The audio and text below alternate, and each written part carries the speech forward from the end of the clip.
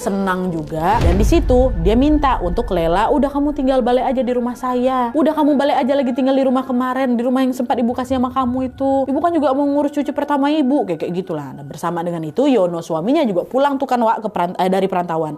Akhirnya ya udah mau nggak mau Lela kembali lagi lah tinggal di rumah yang dikasih mama mertuanya ini dengan membawa Jatmiko yang bayi ini. Nah, belum seminggu tinggal di rumah itu, Jatmiko ini mulai rewel, Wak. Setiap sore habis asar sampai isya, Wak, tangisnya Jatmiko ini selalu kencang, selalu lama dan terus berlanjut tanpa jeda. Di waktu itu aja tapi. Nah, awalnya Lela mikir, oh mungkin anakku belum teradaptasi kali sama lingkungan baru, kan baru lahir ya kan. Tapi makin hari tangis itu malah makin kencang, Wak, dan memang betulan nggak ada berhenti-berhentinya. Nah, Bu Sari yang tadinya senang sama kelahiran cucu pertama ini lama-lama juga ngerasa gerah. Dia sindir si Lela lagi, dia bilang si Lela ini nggak becus jadi ibu lah, apalah segala macam, dan kata-kata itu diulang terus tiap harinya, Wak, sampai-sampai bikin mental Lela apa nggak down tuh digituin ya kan. Dan keadaan pun jadi makin parah lagi karena Yono suaminya ini nggak pernah mau ngebantuin Jatmiko. Jangankan nenangin anaknya, ngegendong anaknya nggak mau si Yono nih. Akhirnya karena udah nggak kuat lagi, Lela pun akhirnya milih untuk balik lagi ke rumah orang tuanya. Setibanya di sana, Lela langsung cerita lah kan soal kerewelannya Jatmiko yang nggak biasa. Wak, dia nggak cerita lagi soal itu, udah malas, dia kan dia lebih fokus ke anaknya. Dia cerita lah soal kerewelannya Jatmiko yang nggak biasa ini. Nah, dengar itu Pak Pardi pun langsung ngajak si Lela ini berobat ke rumah Nenek Rumsah namanya. Ini sesepuh kampung yang memang dikenal punya kemampuan gaib gitulah. Nah, pas baru lihat bayi Jatmiko ini, Nenek Rumsah ini langsung bilang, bayi ini udah diincar sama sosok perempuan dari dia masih dalam kandungan. Dah, kalian gak usah khawatir sekarang. Setiap kali dia nangis, usapkan sebotol air doa ini ya. Dia kasih air doa itu kan, supaya nangisnya berhenti, kata Nek Rumsah.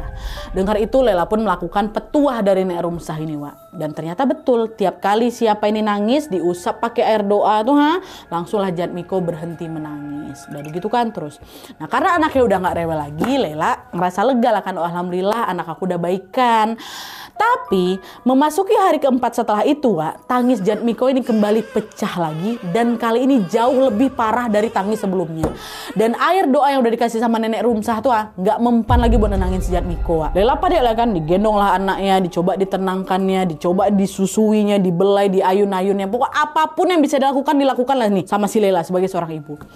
Tangis itu perlahan mereda memang, Wak. Dan di momen itu Lela sempat berpikir, oh ya udah mungkin ini lagi dia pengen nangis aja gitu, nggak ada apa-apanya. Nah, sekarang juga udah tenang. Semoga besok kalau misalnya dia rewel lagi, aku kasih air doa lagi, diam lagi nih gitu kan. Dia sempat mikir semua bakal baik-baik aja tuh. Tapi yang belum Lela tahu, tangisan Jatmiko di waktu maghrib itu tuh bukan tangisan biasa. Itu adalah pertanda. Pertanda dari awal tragedi mengerikan yang akan menimpa keluarga mereka. Nah, pada suatu malam, keluarga Lela ini lagi kumpul, Wak, di rumahnya Bu Sari untuk nonton layar tancap. Tapi waktu itu Lela milih tinggal di rumahnya dia aja buat ngejagain Jatmiko yang lagi tidur. Dan awalnya semua berjalan normal.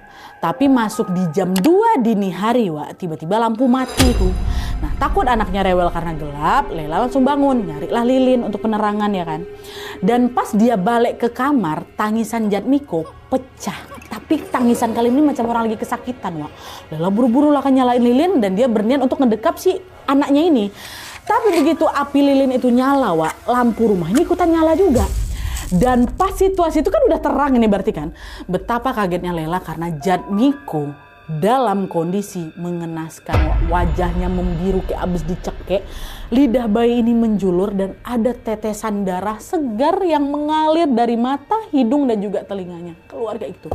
Dan begitu memeluk Jatmiko, wah Jatmiko udah dingin, Wak, detak jantungnya udah nggak ada. Di titik inilah Lela baru sadar kalau anaknya Jatmiko meninggal. Meninggalnya kayak gitu, mendadak semendadak itu waktu lampu mati. Dengan perasaan hancur, Lela langsung teriak lah itu kan sekeras-kerasnya, sampai warga yang lagi nonton layar tancap itu pun berdatangan semua.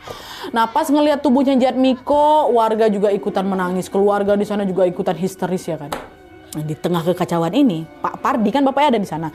Dia langsung tuh berlari untuk manggil dukun setempat. Bukan karena kakek aku tuh ngerasa nggak peduli atau nggak sayang, Wak, ya, tapi sebagai keluarga sederhana yang hidup di kampung nih ya, kata Wak, mereka memang lebih percaya pada pengobatan tradisional kayak gini, Wak, dibanding pergi ke rumah sakit. Apalagi juga akses medis di desa aku tuh juga waktu itu cukup jauh, Nadia, dan sangat sulit dijangkau. Ya, makanya si Pak Pardi ini manggil dukun. Nah, begitu Pak dukun itu datang, mata Lela langsung tebel lala, lela nih, langsung tubuh lala.